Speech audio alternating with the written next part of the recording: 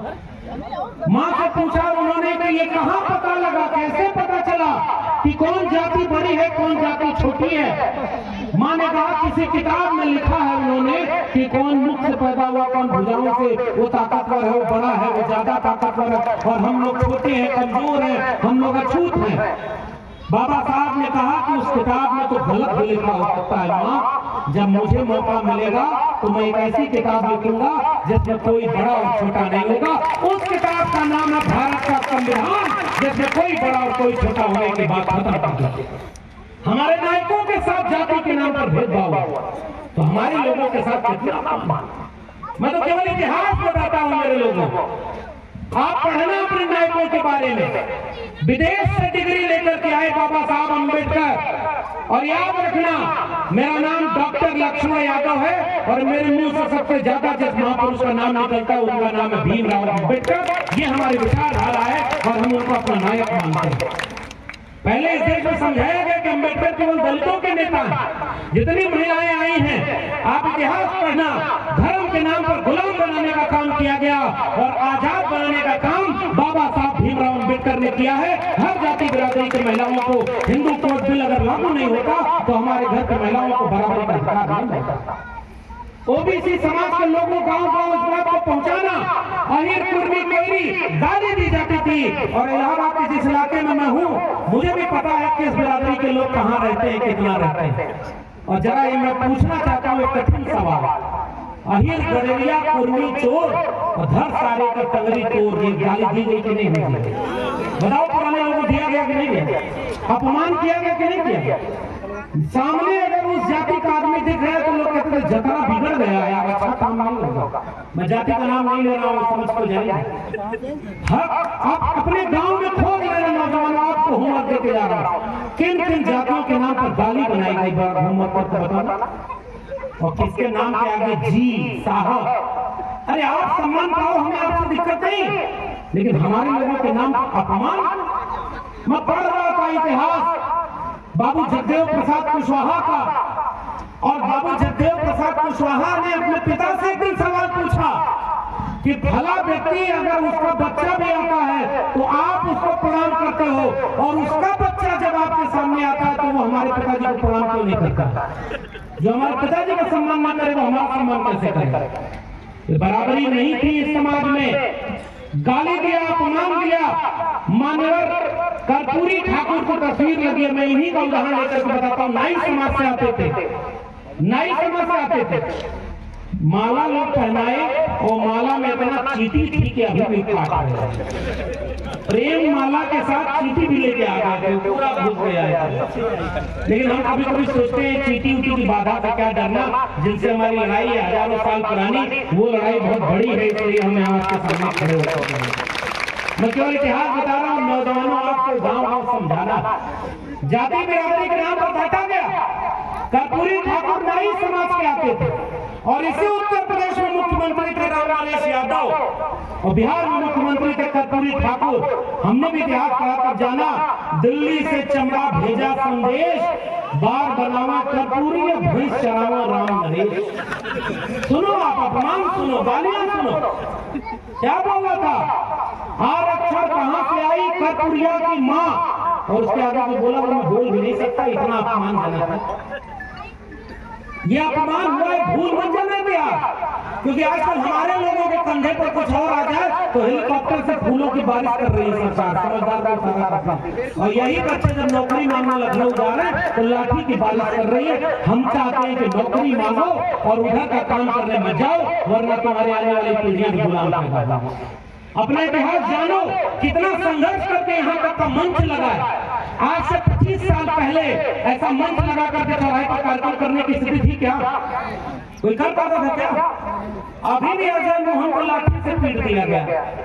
लेकिन एकजुट रहेंगे ना तो हिम्मत नहीं होगी कि किसी की लाठी आपके भाई के ऊपर चले। ओबीसी समाज के लोगों, मैं आपसे गुजारिश करना चाहता हूँ, जितने पिछड़े समुदाय के लोग आए हैं, भाई को पहचानो, घर पहचानो। दलित समाज के ऊपर अगर किसी भी तरह का अन्याय अत्याचार हो तो ओबीसी समाज का आदमी अगर आपकी लाठी में दम है तो उनके साथ खड़े हो जाना, कंधे से कंधा मिलाकर, तब हम समझेंगे कि आप बहुजन के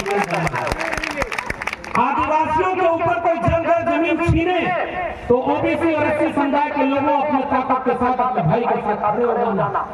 किसी मुसलमान को दाढ़ी टोपी देख करके कोई नफरत के नाम पर दंगा करने का माहौल बना है, तो एससी एसटी ओबीसी तीनों का काम है साथ खड़े हो जाना। बड़ी मुश्किल से एकता हमारे महापुरुषों ने बनाई और इस मंच पर भी देखिए एक गुलदस्ता सजा हुआ, इसी गुलदस्ते को बचाने का नाम भारत है। और इसलिए मैं आपको इतिहास बताना चाहता हूँ, अपमान किया था, गालियां दी थी, राम नरेश वापस जाओ, वापस जाकर भैंस चराओ, भैंस चराने के नाम पर अपमानित किया गया। मैं इतिहास याद करूं, उत्तर प्रदेश में बिहार में मुख्यमंत्री थे बीपी मंडल, गंगा में ट्रांसपोर्टेशन चलता था, यातायात होता था, तेल रिस गया, आग लग गई। बिहार में खड़े होकर एक व्यक्ति ने कहा कि अगर शूद्र मुख्यमंत्री बन जाएगा तो गंगा में आग नहीं लगेगी तो और क्या होगा। बीपी मंडल खड़े होकर के कहते हैं देखो गंगा में आग तो तेल रिसने से लगी है, लेकिन एक शूद्र का मुख्यमंत्री बनने से तुम्हारे सीने में जो आग लगी है अभी इसको और भड़काना जब तक अपने समाज को न्याय नहीं देगा। बड़ा अपमान सहना पड़ा था भाई। और मैं तो एक बात और बताऊं, बहुत पुरानी बात नहीं है, 2017 में इसी उत्तर प्रदेश में जिसके पिता मुख्यमंत्री थे, एक बार में 3 बार मुख्यमंत्री थे, पिछड़े समुदाय से लेकर दलितों पिछड़ों की आवाज बने थे, आपको सम्मान दिया था उत्तर प्रदेश में। उनके बेटे जो मुख्यमंत्री पद से हटे और जब मुख्यमंत्री नहीं रहे तो उनका घर गंगा जैसे धुलवाकर अपमानित करने का काम इसी देश के कुछ जातिवादी और सामंती ताकतों ने किया। क्या बताओ, भूले तो नहीं? इसलिए इसको भूल मत जाना। अपनी जाति बिरादरी का संख्या ज्यादा है इस गुमान में मत रहना कि हमारी बिरादरी की संख्या ज्यादा है इसलिए हम लाठी लेकर चलेंगे और जिसकी संख्या कम है उसके लोग लाठी मारेंगे। अगर आपकी लाठी में दम है तो कमजोर के ऊपर न चले, ताकतवर से लड़ो तब हम मानेंगे कि आपकी लाठी में कैसा। मंदिर धुलवा रहे हैं, घर धुलवाते हैं, अपमानित करते हैं और ये बताना चाहते हैं कि दलितों पिछड़ों की हमारी नजर में यही औकात है। बताओ क्या ये अपमान सहने के वक्त है? क्या ये अपमान सहने का वक्त है? ये कर्पूरी ठाकुर और ये जगदेव बाबू जगदेव प्रसाद कुशवाहा और पिछले दिनों ये मदन भैया बैठे हुए हैं। मैं मध्य प्रदेश गया था, वहाँ सुखलाल कुशवाहा जी का संघर्ष सुना मैंने, उनकी जयंती उनके कार्यक्रम में था। सुखलाल कुशवाहा जी ने लड़ाई लड़ करके कुशवाहा समाज की लड़ाई नहीं लड़ी थी, पूरे पिछड़े वर्ग की लड़ाई लड़ने का काम किया था।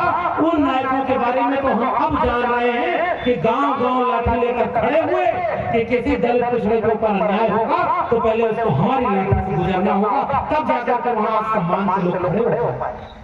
मैं तो याद करता हूँ सर, केवल पुराने विधायक के बैठे हुए और दोनों लोग, हम तो केवल चाहते हैं कि हम अपनी पीढ़ी को यही इतिहास बता दें कि तुम भ्रम में मत रहना।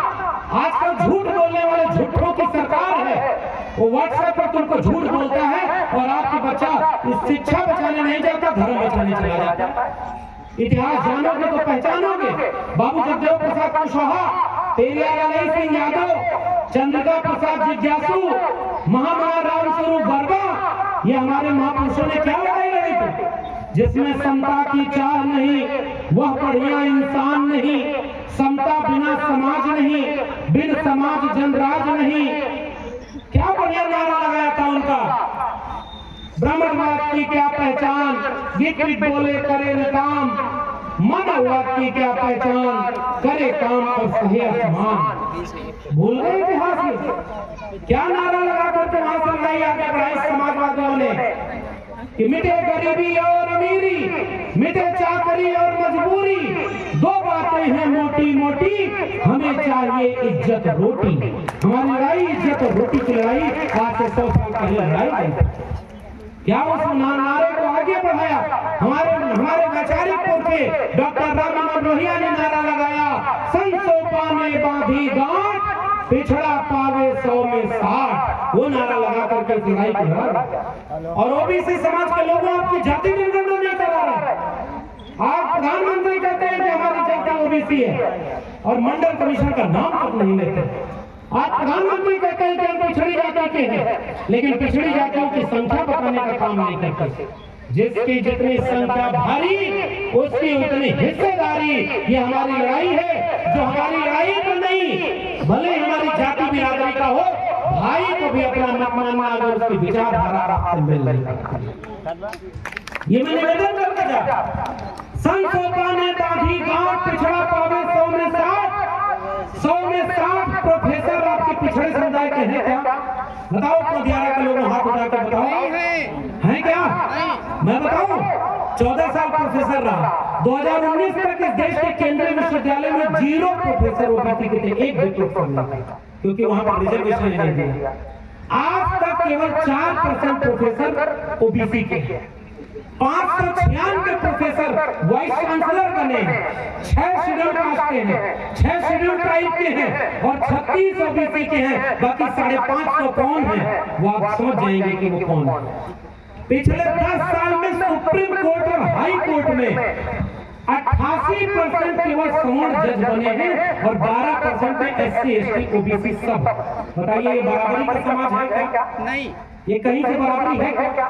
मीडिया में आप नहीं, जुडिशरी में आप नहीं, आपके जज नहीं, आपके वकील नहीं, आपके डॉक्टर नहीं, आपके इंजीनियर नहीं, आपके प्रोफेसर नहीं, आपका जमीन पर मालिकाना हक नहीं, आपके बिजनेसमैन नहीं, तो आप हैं कहां? 90% हॉस्पिटल में बीमार बनकर दवाई के लिए लाइन लगा। बेरोजगारों की भीड़ में 90% केवल SC ST OBC हम लोग, जिसको रोजगार नहीं मिल रहा, शिक्षा नहीं मिल रही। आज हम कहते हैं हमारी आबादी 90%, लेकिन कहां है? अगर 90% होता तो ये कार्यक्रम नहीं होता। सोच के देखिएगा, बहुत मुश्किल बात कह रहा हूँ, बहुत वक्त भी हो गया है, अभी हम 2 वक्त में सम्मानित लोगों को भी सुनना है हमें, लेकिन मैं चाहता हूँ कि हमने बहुत कुर्बानी देकर के यहाँ तक का सफर तय किया। संसोपा ने बांधी गांठ पिछड़ा पावे 100 में 60, उस नारे को जगदेव बाबू रामस्वरूप वर्मा ने आगे बढ़ाया कि 100 में 90 शोषित हैं, शोषितों ने ललकारा है, धन धरती और राजपाट में 90 भाग हमारा है, 10 का शासन 90 का नहीं चलेगा। मैं आया था तो कई विधानसभा, हमारे भाई हैं संदीप जी, उनकी विधानसभा वहां के लोग किस्सा सुना रहे थे, आबादी हमारी 90% और विधायक हमारे नहीं होते। बताया लोगों ने बताया, और जब पूरा पीडीए समझा एक हो गया तो आज हमारे लोग कहाँ हैं वो आप भी समझ रहे हैं। लेकिन हमारे लोग क्यों नहीं ना पाए? 90 आबादी कहाँ है हमारे लोगों को? इसलिए जगदेव बाबू का इतिहास गाँव पहुंचाना हमारे लोगों की जिम्मेदारी है, सुखलाल जी का इतिहास बताना हमारे लोगों की जिम्मेदारी है, और उस नारे को आगे बढ़ाना है। जब मान्यवर कांशी राम और मरहूम नेताजी मुलायम सिंह यादव जी ने एकजुटता दिखा करके SC ST OBC को एक करके उस समय का पीडीए बनाया था, और नारे लगे थे इस देश में कि जिसमें पूरे समाज को एक करने का, मिटे गरीबी और अमीरी, मिटे चाकरी और मजबूरी, सबको शिक्षा सबको काम, वरना होगी नींद हराम। शिक्षा पर जो खर्चा हो बजट का 10वां हिस्सा हो, सबको शिक्षा दे न सके जो, वो सरकार निकम्मी है, और जो सरकार निकम्मी है वो सरकार। ये लड़ाई लड़ करके यहाँ तक का सफर तय किया गया। मानवर कांशी राम को मैं याद करना चाहता हूँ, 50-15 का नारा दिया, उन तमाम जातियों के बीच में नेता पैदा किया। मरहूम नेताजी मुलायम सिंह यादव जी, उन्होंने पिछड़ों दलितों की आवाज बनकर के किसानों नौजवानों के लिए संघर्ष किया। आज हम कहाँ खड़े हैं ये मैं आपसे गुजारिश करके अपनी बात खत्म करूंगा। आज कहाँ खड़े पता है? नई शिक्षा नीति लागू हो गई, स्कूल शिक्षा विश्वविद्यालय को बेच दिया गया।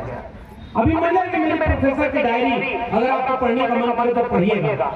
स्कूल कॉलेज बिक गए, एक फकीर आया था, सौगंध मुझे इस मिट्टी की, मैं देश नहीं बिकने दूंगा। समझ रहे हैं किसकी बात कर रहा हूँ? चाय बेचते किसी ने नहीं देखा, देश बेचते पूरा देश देखा। और झूठ बोलने का इतना बड़ा काम, क्या बोला था? जबकि मैं वो बेच रहे हैं भारत को, मैं चैन से कैसे सो जाऊं, वो लूट रहे हैं भारत को, खामोश में कैसे हो जाऊं। हाँ, मैंने कसम उठाई है, मैं देश नहीं झुकने दूंगा, सौगंध मुझे इस मिट्टी की, मैं देश नहीं झुकने दूंगा।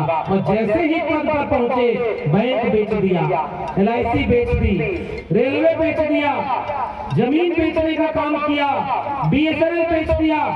हमारे अमित यादव जो वहां पर आए जनरल मैनेजर पोस्ट ऑफिस में, पोस्ट ऑफिस बेच दिया है। अब धीरे धीरे खेत बेच दिया, नई शिक्षा नीति से शिक्षा बेच दी। मैं दिल्ली यूनिवर्सिटी पहुंचा 10 साल 15 साल पहले, जिस डिग्री की फीस 4000 थी, आज उसकी फीस 40,000 हो गई। आमदनी 10 साल में बढ़ी क्या? शिक्षा महंगी हो गई। गरीब के बच्चों को शिक्षा नहीं मिलेगी। अब गरीब पैदा हो गए तो गरीब ही मर जाओ, गरीब पैदा हो गए तो अब आपके बच्चों को शिक्षा देनी है तो करोड़ों रुपया का डॉक्टर इंजीनियर बनने का खर्चा होगा।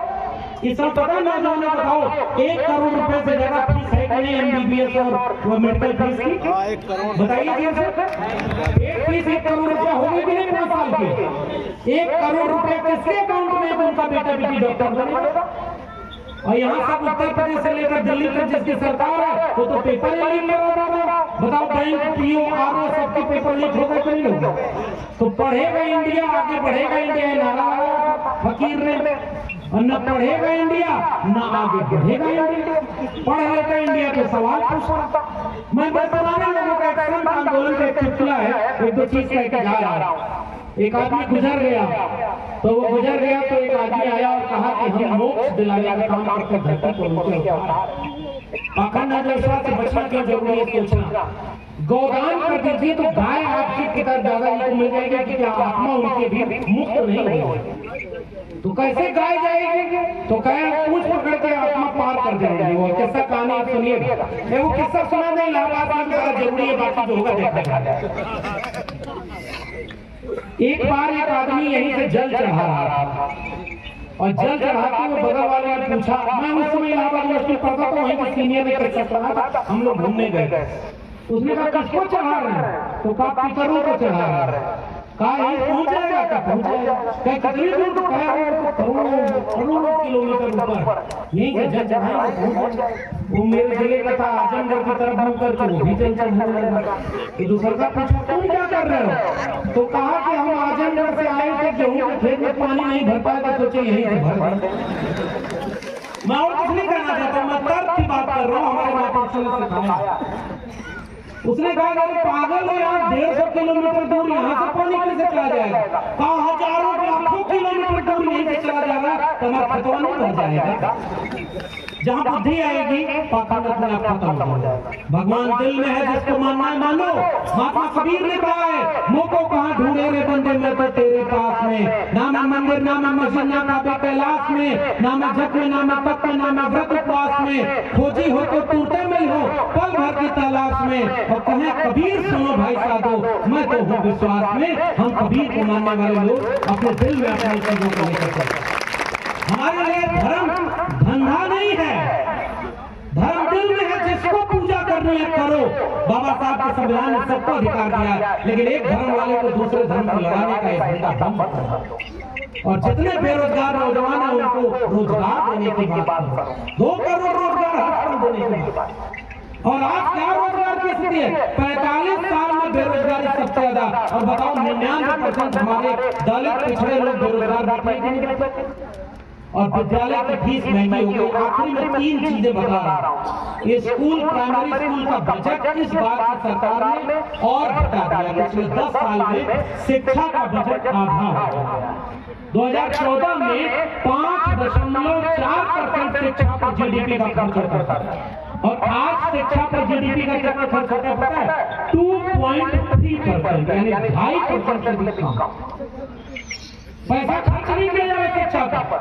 अस्पतालों में दवाई नहीं, प्राइमरी स्कूल में चले जाओ मास्टर नहीं, और जो मास्टर है उसके ऊपर इतना काम का प्रेशर लगा दिया है कि पढ़ाने के अलावा बाकी सारे काम करता है। तो न पढ़ेगा इंडिया, न सवाल पूछेगा इंडिया।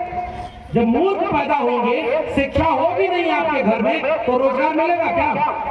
अगर आपका बेटा बेटी अच्छे स्कूल में पढ़ाई करने नहीं जाएगा तो DM बन पाएगा क्या? जोर से बताना।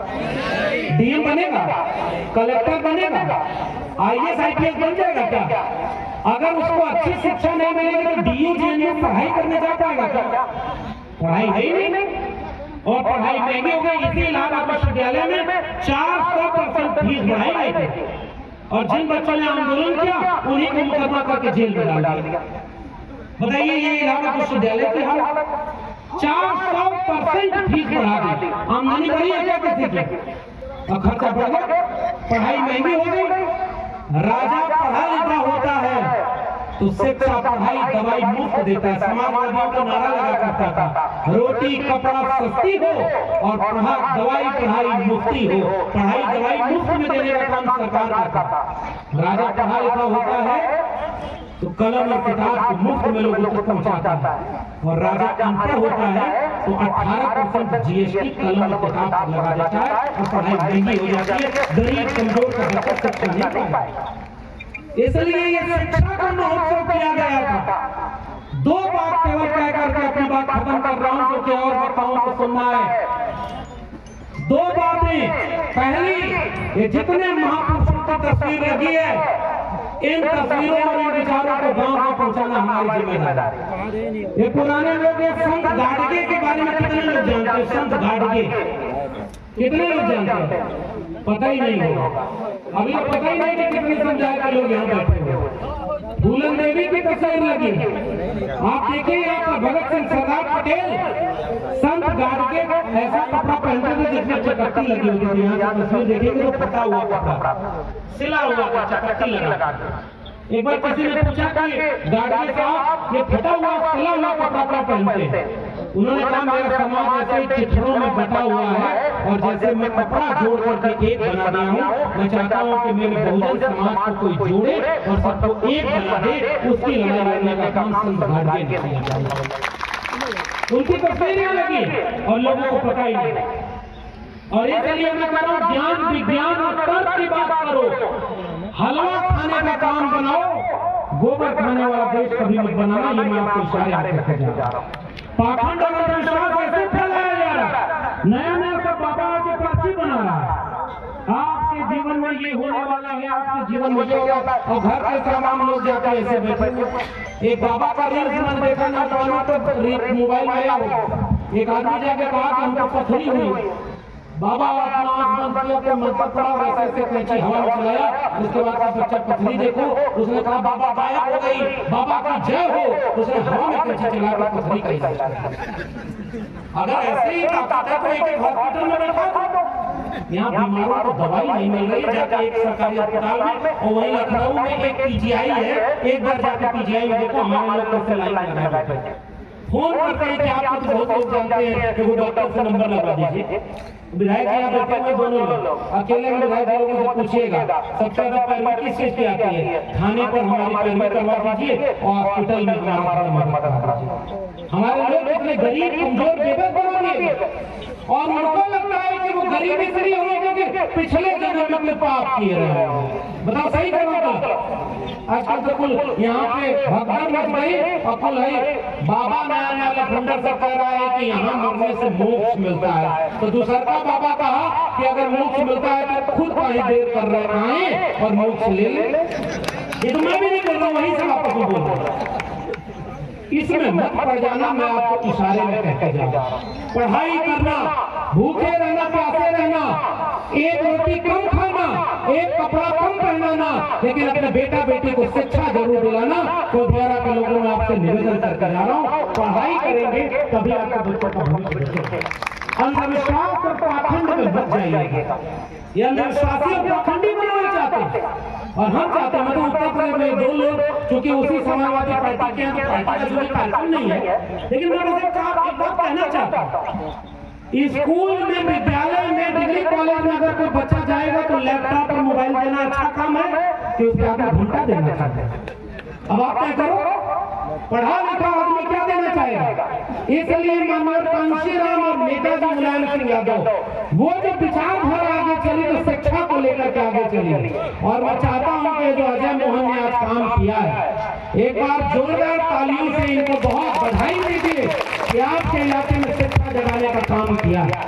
लेकिन मैं एक बात कहते जाऊं, इन्होंने शुरू में बड़ी महत्वपूर्ण बात कह दी। एक कार्यक्रम कराने के लिए अगर कोई आर्थिक रूप से मदद भी न कर पाए तो मैं समझूंगा कि ये लड़ाई बहुत दूर तक नहीं लड़ी जा सकती। घर बेच के और घर के गिरवी रख करके कोई सामाजिक काम नहीं हो सकता। तो मैं अजय जी से निवेदन सार्वजनिक मंच पे करना चाहता हूँ। लड़ाई लंबी है, फूले, अंबेडकर, पेरियार, नेताजी, कांशीराम सबने यहाँ तक पहुँचा दिया। अब तो इतने लोग हैं अपना भर फूंक करके मत चलो आगे, समाज को जागरूक करो। और मैं आपसे निवेदन करना चाहता हूँ, अगर कोई आपके बीच का बच्चा लड़ाई लड़ रहा है तो इसकी ताकत बनना आपकी जिम्मेदारी है, क्योंकि अगर ये हारेगा तो समाज के ऊपर इसका जोर जाएगा। अगर आप कल्पना करिए कि आपके बीच आप कहते 90% आबादी है और आपके बीच का आदमी लाठी खाकर रह जाए, कम से कम देखो, सांप अगर काटना छोड़ रहा है कोई बात नहीं, फुफकारना भी छोड़ देता है ना तो लड़का जाकर ढेला मारते हैं। समझदार को इशारा करता है। हम जानते हैं कि लाठी का जवाब लाठी से नहीं देना है, लेकिन इतना एकजुट तो रहो कि आपके लोगों के ऊपर कोई लाठी उठाने की हिम्मत न कर पाए। इतना एकजुट तो आपको खड़े होकर रहना है। और जितने लोग आए हैं, अब कोई कथा भागवत सुनने गए होते, अब एक आदमी आके कहता कि जो पहले पर्चा चलता था, हम लोग इलाहाबाद उसके पर्चे से जाते थे तो पर्चा सब एक एक सीट पर ऐसे ऐसे रख देता था, उस पर लिखा होता था कि ये चमत्कारी पर्चा है। इस पर्चा को जब सुरेश ने पढ़ा, 1000 लोगों को बंटवाया, 24 घंटे में उसका काम बन गया, बिगड़ा काम हो गया। और महेश ने उस पर्चे को देखा और फाड़ कर फेंक दिया, 24 घंटे में उसके घर दुर्घटना हो गई। अब दोनों पर्चा में लिखा हुआ है, जितने लोग डरते सब लोग को